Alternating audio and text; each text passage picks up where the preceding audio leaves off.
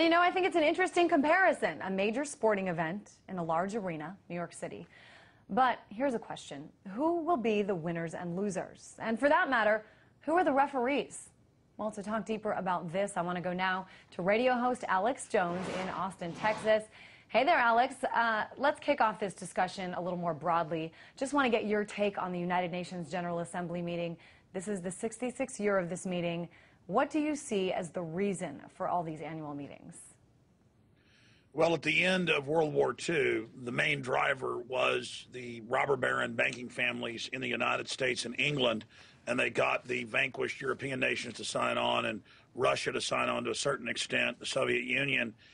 And that's why always, since its founding, the power has resided, as you pointed out, with the Security Council, and the rest of it is mainly a debating society, and the West has used the UN as a place to basically get all the world leaders in one place so they can have the IMF and World Bank come in and attempt to buy them off or set them up or use different sex operatives on them. But more and more, the UN has become more than a debating club, and it's become a place where opinions not popular with the ruling elite get voiced by the majority of other nations who see Israel as an apartheid state, regardless of which side of that debate you're on.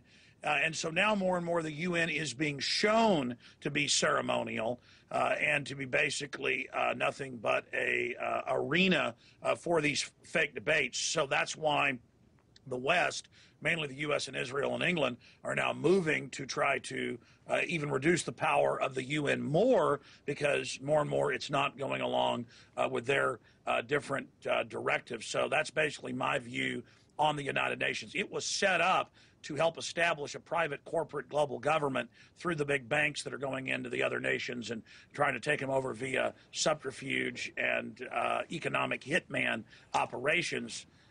So now they're just moving to a pure global government run by finance oligarchs that we see swallowing Europe. They don't really even need the UN anymore for that. They have economic warfare. So you're saying, Alex, that this is nothing new, the corruption that we see, the fact that this is actually controlled by a very small group. You're saying this is nothing new, that it was actually set up that way, and that we're actually starting to see a little bit of change, some, as you call them, fake debates. I guess, though, what's your suggestion? How would you turn this around?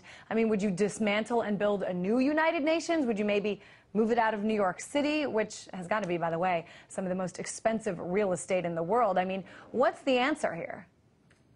Well, I believe in what George Washington and Thomas Jefferson stood for, not being entangled with other countries, not being involved in other people's wars, but wanting to trade with people and be friends. And I'm all for, if nations want to contribute a small amount to a meeting place or several meeting places, and call it something like the Free Republics Council or Free Sovereign Nations Council, and then have true discussions where countries can't all together vote away the rights of other nations, as the UN has basically attempted to do through the Security Council dictatorship, but instead have non-binding resolutions and agreements. And then if separate nations want to form alliances or agreements that are more binding, they can do that. We do need a place to have the world talk, but it doesn't need to be paid for by the robber barons, David Rockefeller, the British royalty, and others, as a way to put a velvet glove on the iron fist of colonialism that didn't look too good after World War II. And so that's really what the UN is, and it's hopelessly corrupt. I want it to go away, and then nations can start basically talking to each other on a nation-to-nation basis. And when I say it's fake, there are real debates and real countries there that are fighting with each other and having discussions. But at the end of the day, it doesn't matter, because the Security Council holds all the cards. But Alex, I've got to say, I mean, lately, so often I have been hearing people, say, as you've said, talk about these ideals, Thomas Jefferson, George Washington, about the United States sort of existing much more independently. The fact is, times were a lot different back then. Things have changed. It's easy to say we don't like how far we've come and the direction in which we've come, but the fact is we have. So, I mean, how do you still, argue that with the fact that this is a globalized world, and the countries do need to do more than just get together and talk? Switzerland is the wealthiest country per capita in the world. Their currency is rising in value, not falling, and they're completely neutral. Neutral is the way to go. But Alex, their currency is rising. The currency in Switzerland is rising mostly because some of the wealthiest people in Europe and the United States are sending all their money there, and the value of it is rising too fast. Let me ask you a question. I mean, look, I don't want to get into currency debates, but it's mainly rising because the dollar's dying. America is the bully engine, the power slave of mega offshore banks. That's on record, establishing a global corporate fascist government, and the UN is just one of their creations. And if it gets out of control, they'll just discredit it and shut it down. So what I'm saying is globalism was set up to get everybody basically dependent on the banksters. And this is not countries working together. This is countries being basically enslaved and played off against each other.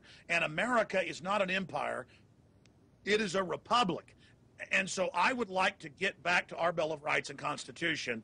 And it is globalism and the New World Order that has taken us from the most loved creditor nation with the highest standard of living to being now, in many of the statistics, dead last of industrialized countries behind a bunch of third world nations. Empire has not been good for America. The U.S. taking the British Empire's baton hundreds of years ago, especially in the last 100, and becoming this empire has not been good, and I don't want to pay for it, and I don't want a dead million Iraqis on my hands and on my name, not in my name. So these other countries that you say that have really been enslaved by the U.S., a lot of them are the same countries that are sending leaders to show up at this annual meeting of the Assembly.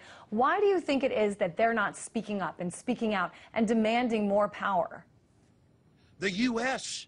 has been enslaved. America has been hijacked. So I want to be clear. America is in the same boat. We're being bankrupted to pay for this. We're being used to fund this global corporate government. Many of these people from Asia and the Middle East and Latin America and Africa do speak out. We just don't see them on our news unless it's RT. I do see some of it there, and I commend you for that. Okay, but a lot of them are also in debt to the IMF and World Bank. Take Nigeria. I've seen numbers in closing where they get a loan for $1 billion in the 60s. They've paid over $53 billion on a $1 billion loan with loan sharking interest, and they still owe 30-something billion. They'll never pay it off. It's a fraud, and that money's not paid back to the American people. It's paid back to the private mega banks that are the parasites destroying the entire planet. It's free humanity against the banking oligarchy. It's us or them, and the UN is their bastard creation. And Alex, I just want to talk about one other issue sort of loosely related to what we're talking about. And that is what's been unfolding in Haiti over the last couple weeks. Many Haitians calling for the drawdown of UN peacekeepers there. There have been protests, after that video surfaced of that 19-year-old Haitian man being brutally raped by 4 United Nations troops from Uruguay. I want to know what you make of this situation and how the UN can possibly get in and sort of remake its reputation after what's been happening. Well, a fish rots from the head, and how many times have we heard about UN diplomats with drugs they're using in diplomatic pouches, or having slaves, or killing people and then getting away with it? I mean, the former UN head was Kurt Waldheim, who was an SS officer hunting people down and killing them in Serbia today, and all sorts of war crimes against American soldiers and Russian soldiers. And so, of course, the UN constantly recruits the type of soldiers that want to rape and kill. And every country they go to, NATO as well, there is the raping and killing. And even I've seen UN operations where they're roasting people over fires, where the UN pulls out and lets one group kill the other group. Of course, in Rwanda, that wasn't the UN standing down. The UN was involved in that. And so the UN was just in the Ivory Coast running a giant murder operation, calling it peacekeeping. The UN's up to its eyeballs in the NATO op, handing al-Qaeda a control of Libya and giving them one of these seats there. I mean, it is a criminal organization, rotten from the head to the tail. It needs to be abolished. And the U.S. ambassador to the UN is right. I don't agree with their spin, but they're right. Have the resolution. Israel's got 400 to 800 nukes. They're not going anywhere. This is all just an escalation in the Middle East as a distraction from the economic implosion now being engineered over in the West. All right, radio host Alex Jones, it's certainly going to be an interesting week, and we do appreciate you sharing your insight with us. Thanks for having me.